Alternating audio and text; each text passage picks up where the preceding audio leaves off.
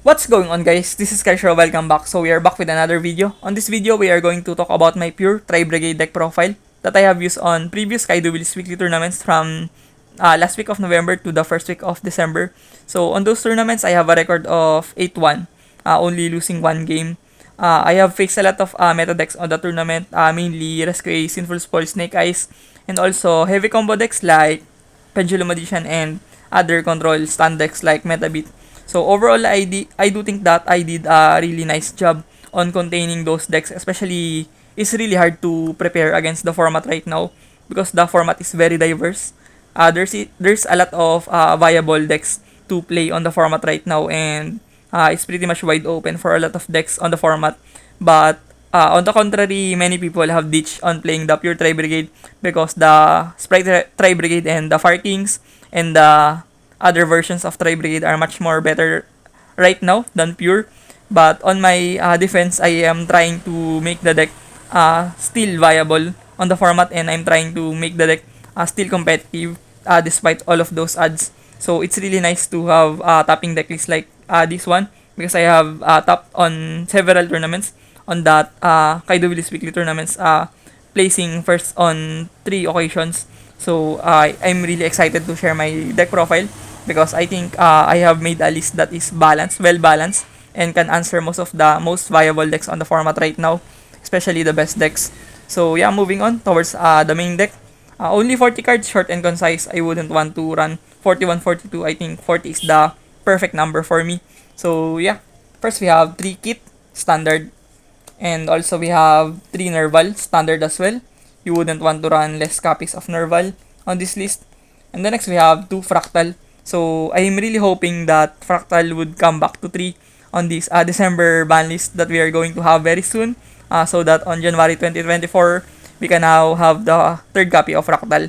And I think it's really feasible because Tri-Brigade is not that a threat right now on the format, and it's a deck that got power creep already. So we might have the third copy of Fractal very soon. The next we have 2 copies of Keras. So only 2 copies of Keras, but before I was running 3 copies of Keras. But with Denki coming back to 3, I do feel like the deck is more consistent right now. So I only had the idea to run 2 copies only of Keras. And the next we have 3 Rescue Cat. Of course, the best starter on the deck. It's really nice to resolve this Rescue Cat.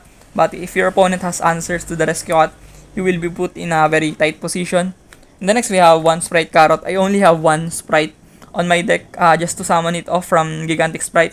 Whenever my opponent interrupted me and left me with no options, I can just make Gigantic Sprite and summon this Sprite Carrot on my side of the field so that I won't be empty-handed. Moving on, we have 3 copies of Ash Blossom. Of course, you need to have Ash Blossom to nullify the Maxi. Of course, we are going to run 3 copies of Maxi because we are in OCG. And the next, we have 3 Veiler. Before, I was skeptical on running Veiler because I do feel like that this Veiler can be underwhelming on certain occasions. But mainly for the fact that I have space, a lot of space on the deck. So I opted to run Veiler over Droplet as I do feel like that Veiler is more versatile on the format right now over the Droplet. And the next we have Nibiru. So this is very important right now to run on the main deck, especially if you're a mid-range deck that are trying to cope on the format because there's a lot of much more faster decks on the format. We cannot deny that fact that Fire Kings and Rescues, all of those decks that loses bad against Nibiru are very patronized right now in the format and very powerful at the same time. So you need to have copies of Nibiru to answer those decks. And then next we have 3 Droll and Lockbird. Droll and Lockbird is very important right now in the format as well. It stops a lot of decks on the format like the Snake Eyes and also other decks like Purely and Pendulum Magician. They really struggle a lot when facing Droll and Lockbird. And also the decks that are running Bonfire, they pretty much get screwed against Droll and Lockbird. So yeah, this is one of the most pivotal cards right now to main deck. And then next we have 3 Tenki. So finally at last we have 3 copies of Tenki. I do feel like that Zodiac is coming back as well on the next format. So yeah, it's really an enticing period where we can go back to the Tri-Brigade Zodiac. But for now, I'm running pure. The next we have 1 Crossout, standard, and 2 Called By, of course. And for Foolish Burial, starter as well for the deck. So it's not bad to run this card. And then next we have 3 Imperm. Another hand trap for my hand trap lineup. And then next we have 1 Revolt. You wouldn't want to run 2 copies of Revolt because drawing 1 Revolt is already bad. So yeah, you need to have only 1 copy of Revolt in order to utilize your consistency on the deck.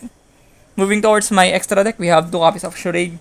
Standard as well. You wouldn't want to run 1 copy of this Shuraig. And the next we have 2 Ferrijit. Some play 1 Ferrijit, but I do feel like that the second copy of Ferrijit really comes up a lot on mid-game to late-game scenarios, especially if the game is grindy. You want to have your second copy of Ferrijit. And the next we have 1 Burbloom, of course, to search off Revolt. And the next we have 1 Rugal. Very important card as well, very underrated for this Tri-Brigade. And the next we have 1 Apollousa, your standard end board. Even though Apollousa feels a little weak on the format because most decks can play around Apollousa very easily right now on the format. It's better than getting empty-handed or just playing double Dragon Pass. So Apollousa is better than nothing. And the next we have Access Code, one of the most integral cards on Tri-Brigade to be able to finish games quickly and close games out. And the next we have 1 Almirage. The next we have 1 Lightheart. Especially this is very important to extend your plays and get out of very tight scenarios. And the next we have Double Dragon Lord. This is also very important for Tri-Brigade because you can just play conservatively. Around Maxi, if your opponent throws a Maxi at you, you can just use your Fractal and make a Double Dragon Lord just to have an interruption on your side of the field. And the next we have World Dragon, World Legacy Zilliantis, if I'm correct. So yeah, Zilliantis is very important for me as well. Before I was not running Zilliantis, but I saw the potential of this card from the Zilliantis plays that are running around on the format from the Raging Phoenix and other rank for rather link for plays going into Zilliantis right now that are popular. I also got the hype on those hype train of those plays, so I use this Zilliantis to link off my Shuraig whenever I have free Shuraig on the field coming from the Revolt, of course. So you can use Zilliantis, of course, to pitch your Shuraig on the graveyard, and Shuraig can search you something like Keras to have your another starter or extend your plays for the following turn. So yeah, this is very important as well. And the next we have 1 Doom Eagle. And the next one, SP Little Knight. And finally, 1 Gigantic Sprite. So Gigantic Sprite is pretty much used to lock my opponents out whenever I go into OTK. So this comes up a lot, especially when you're trying to mitigate the plays of your opponent and the follow-ups as well. So yeah. Moving towards my side deck, we have 2 copies of Ghost Bell. I think Ghost Bell is very important for this side deck because Tri-Brigade really loses bad against Labyrinth. I do feel like that Labyrinth is a bad matchup for the Tri-Brigade. That's why I run 2 copies of Ghost Bell to answer the Labyrinth. And the next we have Forbidden Droplet, a very beneficial card for you as well. You can drop your Nervals and kits and you get your effects, and you also negate your opponent's monsters. And the next we have very controversial card here. We have Soul Release. Most people are not intrigued on playing Soul Release right now in the format, but for me, as a deck that really weak right now, like Tri-Brigade, you need to have the perfect cards to answer the best decks on the format in order to you to have a chance against them. So Soul Release is used to answer the Fire Kings and other decks that runs Promethean on their graveyard like Salamangreat. So yeah, Soul Release can really come up oftentimes against those favorable meta decks that I have said earlier. And the next we have 1 Lightning Storm, General Backrow Removal, and Board Wipe, and 1 Feather Duster, self-explanatory, and 1 TTT. I think the format is pretty much oriented on playing more hand traps. That's why you see decks like Snake Eyes and other decks like Fire Kings and Rescues running 9-12 hand traps. Sometimes other decks run 15. So it's really nice to have talents on your hand cards so that you can benefit from that. And also 1 Trust, and 1 Dark Ruler No More, and 2 Anti-Spell Fragrance.